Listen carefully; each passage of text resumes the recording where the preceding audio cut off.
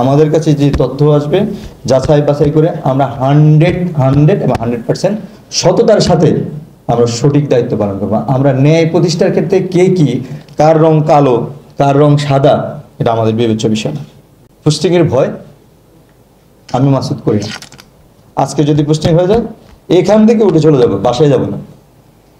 একটা ব্যাগ আছে, অনলি একটা লাগেজ, ব্যাগ নিয়ে ব্যাগটা ফোন দিয়ে আসবে, চলে যাবে, বাসায় যেতে হবে। আমার কবরে আপনারা কেউ যাবেন নাকি?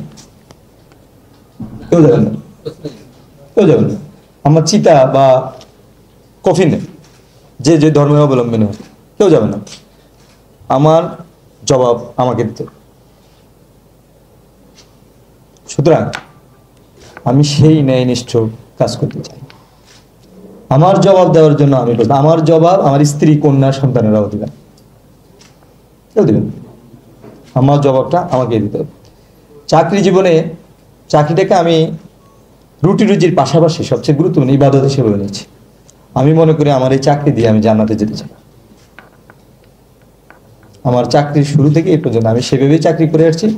আমি আশা করি, আমি প্রত্যাশা যে আপনাদের সহযোগিতা পেলে, আমি কিন্তু গুরুত্ব দিয়ে বলছি, আপনারা যারা এখানে আছেন আপনাদের সম্পূর্ণ সহযোগিতা পেলে সেই কাজটি আমরা এখানেও করতে পারি।